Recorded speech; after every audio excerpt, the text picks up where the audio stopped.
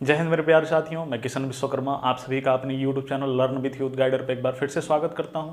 कैसे हैं आप सभी? आशा करते हैं आप लोग बहुत अच्छे होंगे और आपकी तैयारी भी बहुत अच्छे से चल रही होगी।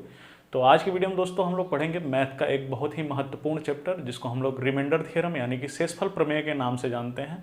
और ये जो टॉपिक है दोस्तों, ये बहुत ही इंपॉर्टेंट है आपके एग्जाम के दृष्टि से, क्योंकि अभी लगातार जितने भी एग्जाम हो रहे हैं, चाहे वो किसी भी लेवल का एग्जाम हो, एसएससी, बैंक या रेलवे, सभी परीक्षाओं में इस तरह के प्रश्न पूछे जा रहे हैं जो कि रिमाइंडर थ्योरम पे आधारित होते हैं। तो वीडियो शुरू करने से पहले मेरी एक छोटी सी रिक्वेस्ट है कि अगर अभी तक आपने मेरी इस यूट्यूब चैनल को सब्सक्राइब नहीं किया है तो प्लीज़ सब्सक्राइब कर लीजिए, बेल आइकन को जरूर प्रेस कर दीजिए ताकि आपको मेरी हर वीडियो का नोटिफिकेशन टाइम से मिलता रहे। तो आइए स्टार्ट करते हैं क्लास। और सबसे पहले हम जानते हैं दोस्तों, रिमाइंडर थ्योरम जानने से पहले कि रिमाइंडर क्या होता है यानी कि शेषफल क्या होता है। तो जैसे कि हम किसी संख्या को भाग देते हैं, ठीक है, जैसे कि यहाँ पे मान लीजिए हमने एक संख्या ली 5 और इसको हमने क्या किया, 2 से भाग दिया। क्या किया दोस्तों, इस 5 को हमने 2 से भाग दिया तो 2 दूना होता है 4। अब इस 5 में से जब हम 4 घटाए तो हमें फाइनली क्या मिल गया, 1 मिल गया। और ये जो 1 है ये क्या है, इस 2 से छोटा है। ये जो 1 है इस 2 से छोटा है, ठीक है। तो ये जो 1 है इसी को हम लोग क्या कहते हैं, शेषफल कहते हैं, ठीक है। अब इस 1 को हम शेषफल कहते हैं, तो ये जो 2 है, ये जो 5 है और ये जो 2 है, इसको भी तो हम कुछ कहते ही होंगे। अब इस 2 को क्या कहते हैं दोस्तों, तो इसको हम कहते हैं भाजक। क्या कहते हैं, ध्यान से सुनिए, इन चीज़ों की भी ज़रूरत आगे पढ़ने वाली है। तो इस 2 को हम यहाँ पे भाजक कहेंगे और ये जो 5 है इसको हम कहते हैं भाज्य, और ये जो यहाँ पे 2 है इसको हम कहते हैं भागफल, ठीक है। क्या कहते हैं इसको, हम भागफल कहते हैं। इसको हम कहेंगे भाजक, जिससे हम भाग देते हैं उसको क्या कहते हैं, भाजक कहते हैं। और जिसको जिससे हम भाग देते हैं उसको क्या कहते हैं, भाजक कहते हैं। और जिसको भाग देते हैं यानी कि 2 से हम 5 को भाग दे रहे हैं, तो ये जो 5 है दोस्तों ये क्या है, भाज्य है। और यहाँ पे क्या आ रहा है, जितनी बार हम उसको भाग दे रहे हैं यानी कि जितने का पहाड़ा पड़ रहे हैं उसको हम क्या कहते हैं, भागफल कहते हैं, ठीक है। और जो फाइनली हमारा आता है नीचे, इसको हम क्या कहते हैं, रिमाइंडर कहते हैं। और ये जो रिमाइंडर होता है दोस्तों, ये भाजक से हमेशा छोटा होता है। ध्यान से देखिए कि ये जो रिमाइंडर होता है यानी कि जो शेषफल होता है, इस भाजक से हमेशा छोटा होता है। अगर छोटा नहीं है तो फिर उसको आप क्या करेंगे, भाजक से भाग देंगे, डिवाइड करेंगे, इसको छोटा हमेशा बनाना है, ठीक है। और ये जो दोस्तों रिमाइंडर होता है यानी कि जो शेषफल होता है दोस्तों, ये हमेशा धनात्मक होता है। क्या होता है, धनात्मक होता है यानी कि पॉजिटिव होता है। बहुत सारे लोग कहते हैं कि ये जो शेषफल होता है ये ऋणात्मक भी होता है। तो कभी जो शेषफल होता है किसी भी संख्या का, ये ऋणात्मक नहीं हो सकता। जब भी शेषफल हमारा होगा ये क्या होगा, धनात्मक होगा, ठीक है। अब ऋणात्मक कैसे होता है और ऋणात्मक को कैसे धनात्मक बनाते हैं इसको भी जान लीजिए। जैसे कि दोस्तों यहाँ पे हम एक नंबर लेते हैं 1/2। क्या लेते हैं दोस्तों, 1/2, ठीक है। अब जब इस 1 को हम क्या करते हैं, 2 से विभाजित करते हैं, तो 1 में 2 की भाग तो जाती नहीं है, 1 में 2 की भाग तो जाती नहीं है। तो इसका मतलब ये हुआ कि इस नंबर का जो शेषफल है दोस्तों ये क्या है, 1 है। शेषफल क्या है दोस्तों, 1 है। लेकिन बहुत सारे लोग ये होते हैं कि क्या कर देते हैं, 2 एकन्ने 2। जैसे यहां पे ध्यान से देखिए, 1 है, इसको हमने 2 से भाग दिया तो 2 एकन्ने 2। अब यहां पे ये जो 2 है इस 1 से बड़ा है। ये चीज थोड़ी सी समझने में अटपटी लगेगी आपको, लेकिन अगर ध्यान से देखेंगे तो जरूर समझ में आ जाएगी ये चीज। यहां पे देखिए ये जो 2 है, 2 एकन्ने 2 करने के बाद यहां पे 2 आ रहा है और हमें भाग देनी है 1 में, किससे, 2 से, ठीक है। तो अब यहां पे हम जबरदस्ती भाग दे रहे हैं, हालांकि ये पॉसिबल तो है नहीं। अब यहां पे देखिए जो 2 है इस 1 से क्या है, बड़ा है। तो जब हम छोटे में से बड़े को घटाते हैं तो जो हमारा मान आता है वो क्या आता है, ऋणात्मक आता है। अब यहां से देखिए 1 में से जब हम 2 को घटाएंगे तो हमें क्या मिलेगा, -1 मिलेगा। क्या मिलेगा दोस्तों, -1। अब आप कहेंगे कि सर आपने बताया कि जो हमारा रिमाइंडर होता है ये कभी भी ऋणात्मक नहीं हो सकता है, तो ये ऋणात्मक कैसे हो गया, ये ऋणात्मक कैसे हो गया। तो अब इस ऋणात्मक रिमाइंडर को धनात्मक कैसे बनाते हैं इसको जान लेते हैं। तो जब भी आपका रिमाइंडर ऋणात्मक आए यानी कि जो शेषफल है आपका ऋणात्मक आए, तो आप क्या करेंगे, और उस ऋणात्मक वाले शेषफल को अपने भाजक से घटा देंगे। यहां पे हमारा भाजक क्या था, 2 था, और रिमाइंडर क्या आया है, -1 आया है। तो 2 में से 1 जैसे ही हमने घटाया तो हमें फाइनली क्या मिल गया, एक मिल गया, और ये जो एक है दोस्तों ये क्या है, धनात्मक है। तो इसका मतलब ये हुआ कि कोई भी रिमाइंडर जो होता है वो हमेशा क्या होता है, धनात्मक होता है। रिमाइंडर कभी भी ऋणात्मक नहीं हो सकता है, ठीक है। अब इसके बाद दोस्तों देखेंगे कि इस पे प्रश्न कैसे बनते हैं। हालांकि इस पे बहुत ही अच्छे अच्छे प्रश्न बनते हैं, लेकिन जो RS अग्रवाल वाली बुक है उसमें बहुत सारे प्रश्न नहीं दिए हुए हैं रिमाइंडर थ्योरम से, एक ही 2 प्रश्न दिए हुए हैं। तो इस चीज को मैंने ध्यान में रखते हुए 2-4 प्रश्न दूसरी बुक से भी लिए हुए हैं और कुछ प्रीवियस ईयर के भी प्रश्न लिए हुए हैं। तो आइए देखते हैं टाइप फर्स्ट रिमाइंडर थ्योरम का टाइप फर्स्ट क्या होता है, टाइप फर्स्ट में किस तरह के प्रश्न बनते हैं। तो पहला जो हमारा दोस्तों प्रश्न है ये क्या है, 23 + 26 क्या है दोस्तों, 23 + 26 + 33 + 22 प्लस 33 + 22 को 5 से विभाजित करने पर शेषफल क्या होगा।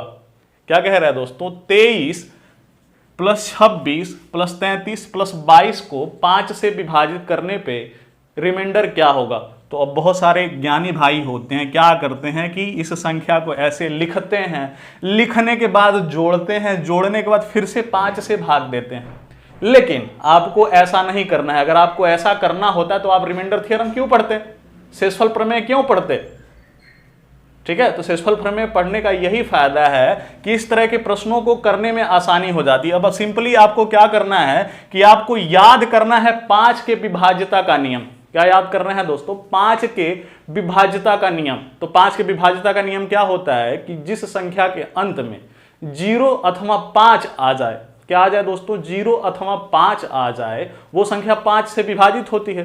तो यहां पे आप देख सकते हैं कि ये जितनी भी संख्याएं दी हुई हैं इनमें से किसी भी संख्या के अंत में, किसी भी संख्या के अंत में ना तो 0 है ना तो 5 है। तो इसका मतलब ये हुआ कि ये जो 23 है, ध्यान से देखिए, ये जो 23 है यदि हम इसको 5 से भाग दें तो 5 चौका होता है 20 और रिमाइंडर हमारा क्या आ गया, 3 आ गया। क्या हो गया दोस्तों, रिमाइंडर हमारा 3 आ गया। तो इसका मतलब यह हुआ कि यदि हम किसी भी संख्या को 5 से भाग दें तो जो उसका आखिरी अंक होता है यानी कि इकाई का अंक होता है वही क्या होता है, रिमाइंडर होता है। तो यदि हम इस 23 को 5 से भाग दें तो हमारा रिमाइंडर क्या आएगा, 3 आएगा। ध्यान से देखिए दोस्तों, रिमाइंडर हमारा क्या आएगा, 3 आएगा। और यहां पे आप देख सकते हैं कि अगर यदि हम 26 को 5 से भाग दे तो हम 26 में ना भाग दे के हम इसे 6 में देंगे, यानी कि इकाई वाले अंक में हम 5 से भाग देंगे। तो जब हम 6 में 5 से भाग देंगे तो हमारा रिमाइंडर कितना बचेगा, 1 बचेगा। इसी तरह से अगर हम 33 में 5 से भाग दे तो हम 33 में 5 से भाग ना देके हम 3 में 5 से भाग देंगे और हमारा रिमाइंडर 3 आएगा, ठीक है। इसी तरह से यहां पे देख सकते हैं 22 है, इस 22 को जब हम 5 से भाग देंगे तो हमारा क्या आएगा, रिमाइंडर 2 आएगा, क्योंकि 22 के अंत में 2 है, ठीक है। अब ये जितने भी रिमाइंडर आ रहे हैं मेरे भाई इनको जोड़ लेना है। 3 1 4, 4 3 7, 7 2 क्या होता है दोस्तों, 9 होता है। अब ये जो 9 है ये क्या है, इस 5 से बड़ा है। और अभी मैंने आपको बताया कि जो रिमाइंडर होता है ये कभी भी भाजक से बड़ा नहीं हो सकता है। तो इसको छोटा हम कैसे करेंगे, अब ये जो रिमाइंडर आया है इसको फिर से एक बार हम 5 से भाग देंगे। तो 9 में जैसे ही हम 5 से भाग देंगे दोस्तों हमारा रिमाइंडर क्या आ जाएगा, 4 आ जाएगा। इस प्रश्न का जो आंसर है यानी कि जो रिमाइंडर पूछा है वो क्या है दोस्तों, 4 है, ठीक है। इसके बाद हम देखते हैं टाइप फर्स्ट के जो हमारा अगला प्रश्न है उसको। तो अगला प्रश्न जो है दोस्तों ये भी बहुत ही आसान है।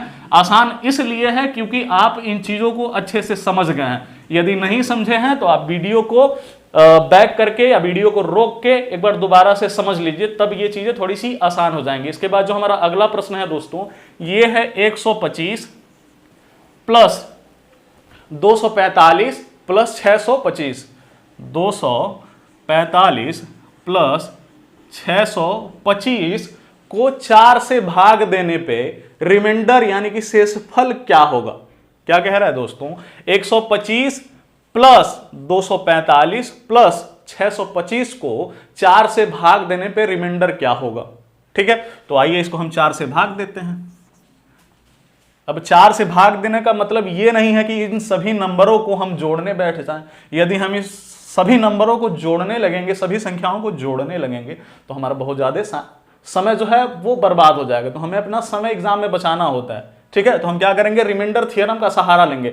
और रिमाइंडर थ्योरम क्या कहता है दोस्तों कि सबसे पहले हमें 4 के विभाज्यता के नियम पे जाना है। क्या करना है, 4 के विभाज्यता के नियम पे जाना है और ये देखना है कि 4 के विभाज्यता का नियम क्या होता है। तो 4 के विभाज्यता का नियम ये होता है कि यदि किसी संख्या के आखिरी के 2 अंक 4 से विभाजित हो जाते हैं तो वो संख्या क्या होती है, 4 से विभाजित होती है। ठीक है। तो अब इस संख्या के आखिरी के 2 अंक पे जाएंगे, इस संख्या के भी आखिरी के 2 अंक पे जाएंगे और इस संख्या के भी आखिरी के 2 अंक पे जाएंगे। तो यहां जो है दोस्तों 25 है और 25 को यदि हम 4 से विभाजित करें, यहां पे देख लीजिए थोड़ा सा समझने में आसानी होगी कि 25 को यदि हम 4 से विभाजित करें तो 4 छक्का 24 और रिमाइंडर हमारा क्या आ गया, 1 आ गया। ठीक है। तो यहां पे क्या हो गया, हमारा 1 हो गया। इसी तरह से यदि हम 45 को 4 से भाग दें तो हमारा रिमाइंडर क्या आएगा, इसका भी रिमाइंडर क्या आएगा दोस्तों, 1 आएगा। और यहां पे फिर से 25 है, यदि इस 25 को हम 4 से भाग दें तो हमारा रिमाइंडर फिर से क्या आएगा दोस्तों, 1 आएगा। क्या आएगा दोस्तों,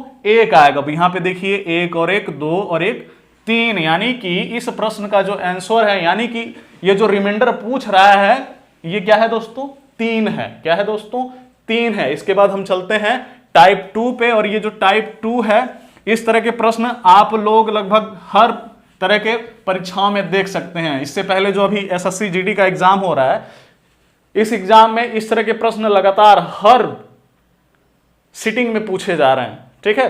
तो आइए इसको देख लेते हैं, टाइप 2 क्या कहता है और टाइप 2 में किस तरह के प्रश्न बनते हैं। तो इसमें कैसे प्रश्न बनते हैं इसको देख लीजिए।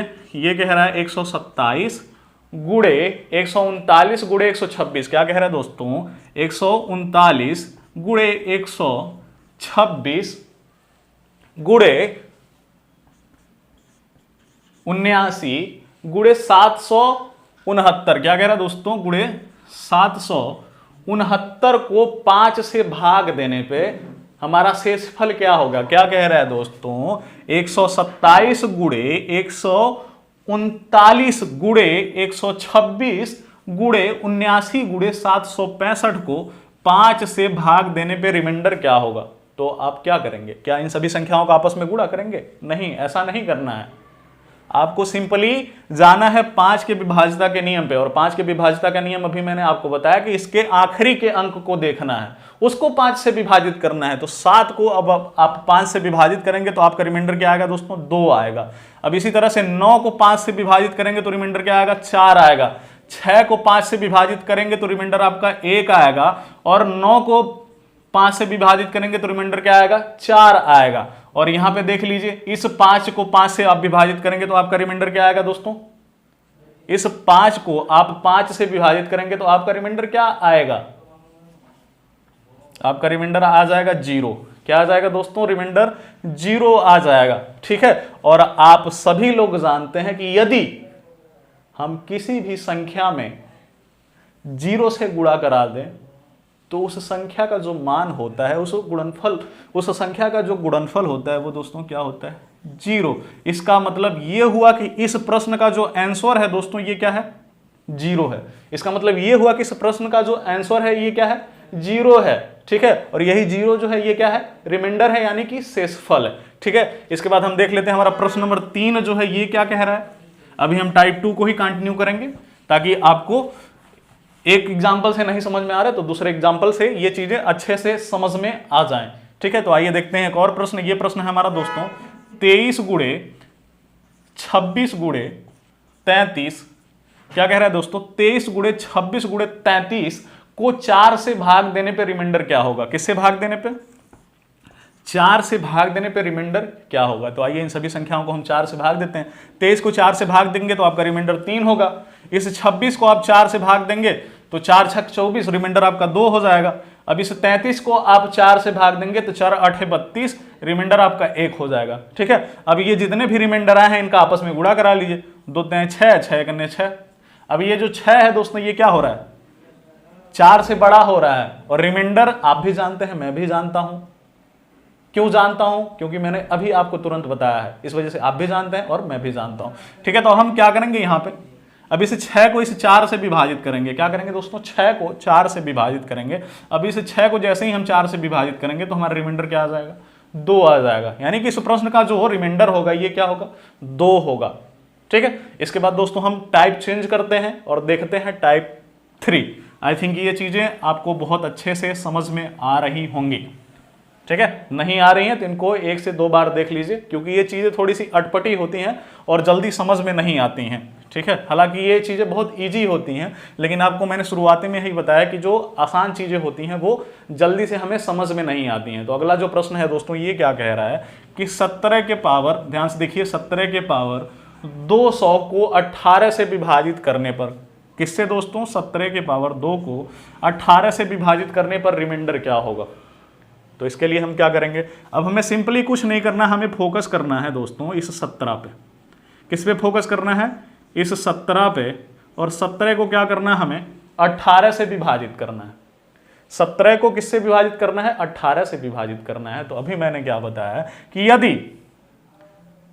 यदि जो भाजक है, यानी कि ये जो नीचे वाली संख्या है, इस ऊपर वाली संख्या से यानी कि भाज्य से बड़ी होगी, तो रिमाइंडर क्या होगा, ऋणात्मक आएगा। उस ऋणात्मक रिमाइंडर को आपको क्या करना पड़ेगा, इस भाजक से घटाना पड़ेगा, तभी वो क्या बनेगा, धनात्मक बनेगा। तो अब यहां पे देख सकते हैं आप कि इस 17 को जब हम 18 से भाग देंगे तो हमारा रिमाइंडर क्या आएगा दोस्तों, -1 आएगा। ठीक है, अब -1 आएगा, तो इसके बाद क्या करेंगे, अब यहाँ पे 17 की पावर 200 थी, तो इसका मतलब ये हुआ कि जो रिमाइंडर आया इसकी भी पावर क्या होगी, 200 होगी। क्या होगी दोस्तों, इसकी भी पावर क्या होगी, 200 होगी। और यहां पे देख सकते हैं कि ये माइनस है और इसकी जो पावर है ये क्या है, 200 है, और ये जो 200 है ये क्या है, सम संख्या है। यदि किसी भी नंबर का मान यदि ऋणात्मक होता है और उसकी पावर सम हो जाती है तो उसका मान क्या हो जाता है, धनात्मक हो जाता है। अब यहां पे आप देख सकते हैं कि ये जो -1 है इसकी पावर 200 है, इस वजह से ये क्या हो जाएगा, प्लस का 1, और ये जो 1 है यही क्या है, इस प्रश्न का आंसर है। यानी कि 17 की पावर 200 को जब हम 18 से विभाजित करेंगे तो जो रिमाइंडर आएगा, यानी कि जो शेषफल आएगा दोस्तों, वो क्या आएगा, हमेशा 1 आएगा। यही एक क्या है, हमारा शेषफल है। क्या है दोस्तों, शेषफल है। आई थिंक ये चीज आपको समझ में आई होगी, यदि नहीं आई है तो एक बार और समझ लेते हैं। ठीक है, और अगला जो हमारा समझाने का तरीका है थोड़ा इस तरीके से अलग होगा, लेकिन बिल्कुल इसी से मिलता जुलता होगा। ठीक है, अगर ये तरीका नहीं समझ में आया है तो दूसरा तरीका देख लीजिए। अब यहाँ पे क्या कह रहा है दोस्तों कि 17 के पावर 200 को 18 से भाग देने पर हमारा शेषफल क्या होगा।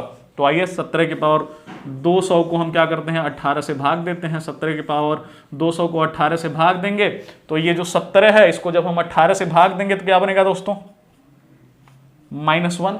रिमाइंडर क्या बनेगा, -1, और इस -1 की पावर कितनी है, 200 है।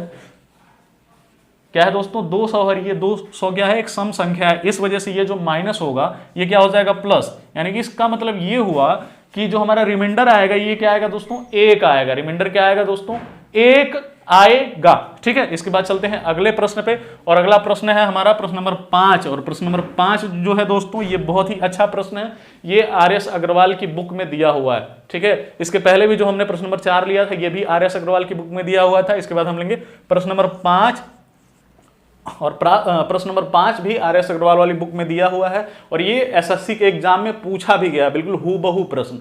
ठीक है, तो आइए इस प्रश्न को देखते हैं। और ये प्रश्न हमारा क्या कह रहा है कि 25 के पावर 25 को 26 से भाग देने पे, किसको दोस्तों, 25 के पावर 25 को 26 से भाग देने पे रिमाइंडर क्या होगा। क्या कह रहा है दोस्तों, 25 के पावर 25 को 26 से भाग देने पे रिमाइंडर क्या होगा। तो आप क्या करेंगे, आप इसको ऐसे लिखेंगे, ध्यान से देखिए, 25 के पावर 25 डिवाइडेड बाई 26, यानी कि 25 की पावर 25 डिवाइडेड बाई 26। ठीक है, अब यहाँ पे देख सकते हैं कि ये जो भाज्य है ये क्या है दोस्तों, भाजक से छोटा है। भाज्य जो है ये क्या है, भाजक से छोटा है, और कितना छोटा है, 1। इसका मतलब ये हुआ कि जब हम 25 को 26 से विभाजित करेंगे तो हमारे रिमाइंडर क्या आएगा दोस्तों, -1 आएगा। 25 को जब हमने 26 से विभाजित किया तो हमारा रिमाइंडर क्या है, -1 आया। ठीक है, और इस -1 पे पावर कितनी है दोस्तों, 25 है। -1 के पावर कितनी है, 25 है। इसका मतलब ये हुआ कि ये जो 25 है ये क्या है, सम संख्या नहीं है, विषम संख्या है। ठीक है, इसका मतलब ये हुआ कि ये जो -1 है ये अभी भी -1 ही रहेगा, भले ही इसकी पावर क्या हो गई है दोस्तों, 25 हो गई है। और अभी मैंने आपको बताया थोड़ी देर पहले कि किसी भी संख्या का जो रिमाइंडर होता है ये ऋणात्मक नहीं हो सकता। ठीक है। तो इसको हम धनात्मक कैसे बनाएंगे, तो इस भाजक से घटा के, यानी कि इस -1 को हम 26 में से घटाएंगे। क्या करेंगे, इस -1 को हम 26 में से घटाएंगे। तो 26 में से -1 किया तो हमें क्या मिल गया, 25 मिल गया। इसका मतलब ये हुआ कि इस प्रश्न का जो रिमाइंडर है दोस्तों ये क्या है, 25 है। ये 25 क्या है, इस प्रश्न का आंसर है। क्या है दोस्तों, 25 आंसर है। ठीक है। इसके बाद हम देखेंगे प्रश्न नंबर 6। और प्रश्न नंबर 6 थोड़ा सा देखने में आपको टफ लगेगा, लेकिन एकदम से क्या है, बिल्कुल हलवा है। एग्जामिनर क्या करता है एग्जाम में कि ऐसे ही प्रश्न आपको दे देता है और जिसको देख के आप लोग डर जाते हैं। क्या हो जाते हैं, आप लोग डर जाते हैं। देख के डरना नहीं है इस तरह के प्रश्नों को, क्योंकि ये जो प्रश्न होते हैं बड़े ही आसान होते हैं, बस जरूरत थोड़ी होती है थोड़े से दिमाग लगाने की। तो आइए इसको भी देख लेते हैं। ये क्या कह रहा है दोस्तों कि 197 के पावर 130 को 196 से विभाजित करने पर शेषफल क्या होगा। इसको भी देख लेते हैं। 197 के पावर 130 को किससे भाग करना है, 196 से। ठीक है। इस चीज को आप कैसे लिखेंगे, इस चीज को आप ऐसे लिख लीजिए, ऐसे लिख लीजिए। ठीक। अब इसको क्या करिए, 196 से भाग दीजिए। तो 197 को क्या करेंगे आप, जब 196 से भाग देंगे तो क्या हमारा रिमाइंडर आएगा, रिमाइंडर 1 आएगा। और इस 1 के पावर क्या है दोस्तों, 130 है। 1 के पावर आप कितनी भी लगा लीजिए उसका मान हमेशा क्या होता है, 1 ही होता है। इसका मतलब रिमाइंडर हमारा क्या आएगा, 1 आएगा। ठीक है। तो प्रश्न नंबर 6 का जो आंसर होगा ये क्या होगा दोस्तों, प्रश्न नंबर 6 का जो आंसर होगा क्या होगा, 1 होगा। यानी कि इस प्रश्न का जो रिमाइंडर है ये क्या है दोस्तों, 1 है। इसके बाद हम थोड़े से प्रश्न के लेवल को बढ़ाते हैं। इसलिए बढ़ाते हैं क्योंकि अभी बहुत सारे हमने आसान आसान प्रश्न कर लिए। ठीक है। तो अगर आप आसान करना सीख जाते हैं तो आप जो टफ वाले यानी कि एडवांस लेवल वाले प्रश्न हैं उनको भी बड़े ही आसानी से कर लेते हैं। इसी वजह से मैंने आपको शुरू में बेसिक चीज़ें बताई हैं ताकि आप लोग इस चीज़ों को सीख सकें, क्योंकि ये चीज़ जो थोड़ी सी है ये क्या है, नई है। क्या है दोस्तों, नई है। और नई नई चीज़ों को देख के बहुत सारे लोग डर जाते हैं। डरना नहीं है, उन चीज़ों को सीखने की कोशिश करनी चाहिए आपको। ठीक है। तो आइए देखते हैं अगला प्रश्न। और एक अगला प्रश्न क्या है दोस्तों, ये है 43 के पावर 197 को 7 से विभाजित करने पर रिमाइंडर क्या होगा। 43 के पावर 197 को 7 से विभाजित करने पर रिमाइंडर यानी कि शेषफल क्या होगा। तो आप क्या करेंगे, इस चीज को ऐसे लिखेंगे, ध्यान से देखिए। 43 के पावर 197 को आप क्या करेंगे, 7 से विभाजित करेंगे। और 7 छक्का क्या होता है, 42 होता है। यानी कि रिमाइंडर क्या आ रहा है दोस्तों, 1 आ रहा है। और इस 1 की कितनी पावर लगी हुई है, 197 लगी हुई है। तो अभी थोड़ी देर पहले मैंने आपको बताया कि किसी भी 1 के पावर कितनी भी लगा ली जाए तो उसका मान क्या आएगा दोस्तों, हमेशा 1 आएगा। इसका मतलब ये हुआ कि इस प्रश्न का आंसर हमारा क्या होगा दोस्तों, 1 होगा। ठीक है। अब इसके बाद देखेंगे हम लोग प्रश्न नंबर 8। और प्रश्न नंबर 8 जो है दोस्तों ये रेलवे के एग्जाम में पूछा हुआ है। किस एग्जाम में, रेलवे के एग्जाम में पूछा हुआ है। और ये जो प्रश्न है दोस्तों ये भी बहुत ही आसान है। क्या है दोस्तों, ये प्रश्न भी बहुत ही आसान है। और ये क्या कह रहा है कि 2 के पावर 22 को 3 से विभाजित करने पर रिमाइंडर क्या आएगा, यानी कि शेषफल क्या आएगा। तो आइए 2 के पावर 22 को हम 3 से विभाजित करते हैं। 2 के पावर 22 को हम क्या करते हैं, 3 से विभाजित करते हैं। ठीक है। तो जब हम इस 2 को 3 से विभाजित करेंगे तो ये जो 2 है इस 3 से छोटा है, इसका मतलब इसका रिमाइंडर क्या आएगा दोस्तों, -1 आएगा। क्या आएगा, -1 आएगा। और यहाँ पे आप देख रहे हैं इस -1 के पावर क्या है, 22 है, 22 है। ठीक है। और ये जो 22 है ये क्या है, एक सम संख्या है। ठीक है। तो अब ये जो सम संख्या है इस -1 को क्या बना देगी, +1 बना देगी, यानी कि 1 बना देगी। -1 को क्या बना देगी, +1 बना देगी। और ये जो 1 है यही क्या है दोस्तों, इस प्रश्न का रिमाइंडर है, यानी कि शेषफल है। ठीक है। इसके बाद थोड़े से हम प्रश्न के लेवल को ऊपर करते हैं, बढ़ाते हैं। और अगला जो प्रश्न है यानी कि प्रश्न नंबर 9 है, ये थोड़ा सा आपको हो सकता है ना समझ में आए, लेकिन समझने की कोशिश करिएगा। ठीक है। तो ये जो प्रश्न है दोस्तों ये क्या कह रहा है कि 3 के घाते 55 को 3 के घाते 55 को 82 से विभाजित करने पर रिमाइंडर क्या आएगा। ठीक है। अब यहाँ पे इसको ऐसे लिखना है, 3 के घाते 55 भागा 82। यहाँ पे ये चीज़ आपको बहुत अच्छे से दिख रही होगी। अब ये देख रहे हैं कि ये छोटा नहीं है, ये जो 3 है ये 82 से छोटा नहीं, बहुत छोटा है। अब इस 3 को आपको इस 82 के पास में लेके आना है। तो अब क्या करेंगे कि आप ये जो 3 है ये 82 के पास में पहुंच जाएगा। तो आप क्या करेंगे, 3 के पावर 4 करेंगे। क्या करेंगे, 3 के पावर 4, और 3 के पावर 4 का मान कितना होता है दोस्तों, 3 के पावर 4 का मान होता है 81। ये 81 है जो दोस्तों ये 82 के बिल्कुल समीप है। ये जो 81 है ये क्या है, 82 के बिल्कुल समीप है। तो आइए 3 के पावर 4 करते हैं। 3 के पावर 4 और ये 4 एकन्ने 4, 13 छः 78, 13 चौक को 52 होता है ना, 13 चौक को 52, यहाँ पे हो जाएगा 3 के पावर 52 और ये 3 हो गया और डिवाइडेड बाई 82। ये चीज़ ये लिख सकते हैं कि नहीं, इस 3 के पावर 55 को आप ऐसे लिख सकते हैं क्या, 3 के पावर 4 के पावर 13, 3 के पावर 4 के पावर 13 गुणे 3 के पावर 3, ये लिख सकते हैं आप, बड़े ही आराम से लिख सकते हैं। तो जो आप इसको ऐसा लिख सकते हैं तो आप इसको ऐसा भी तो लिख सकते हैं, 81 के पावर 13 और गुणे 3 के पावर 3, ऐसा लिख सकते हैं। अब इसको ऐसा लिख सकते हैं तो अब आप क्या करेंगे, 81 को 82 से विभाजित करेंगे तो इस यहाँ पे क्या आपको मिल जाएगा, -1 और गुणे 3 के पावर 3, क्या मिल जाएगा दोस्तों, -1 के पावर 13 और 3 के पावर 3। ठीक है, अब इसका मतलब ये हुआ कि 1 के -13 है तो ये -1 ही होगा, और 3 त्रिका 9 त्रिका क्या हो जाता है दोस्तों, 27। अब 1 में जब आप 27 का गुणा कराएंगे तो क्या मिलेगा आपको, -27। क्या मिलेगा दोस्तों, -27। और ये जो रिमाइंडर होता है ये ऋणात्मक कभी हो नहीं सकता, ये जब भी होगा तो धनात्मक होगा। अब इसको धनात्मक बनाने के लिए इस 27 को आप 82 से घटाएंगे। क्या करेंगे दोस्तों, इस 27 को आप 82 से घटाएंगे तो 27 में से 82 जाएगा तो कितना बचेगा, 12 में से 7 गया 5 और 7 में से 2 गया 5, यानी कि इस प्रश्न का जो रिमाइंडर होगा दोस्तों ये क्या होगा, 55 होगा। ठीक है, तो आई थिंक ये सारी चीज़ें आपको बड़े अच्छे से समझ में आई होंगी, और अगर नहीं समझ में आई हैं तो वीडियो को एक बार और देखिए। उसके बाद भी आपका कोई डाउट रह जाता है तो आप कमेंट में मेंशन कर सकते हैं, अगली वीडियो में आपका डाउट क्लियर कर दिया जाएगा। तो इस वीडियो में इतना ही, मिलते हैं आपसे अगली वीडियो में, तब तक के लिए नमस्कार, थैंक यू दोस्तों।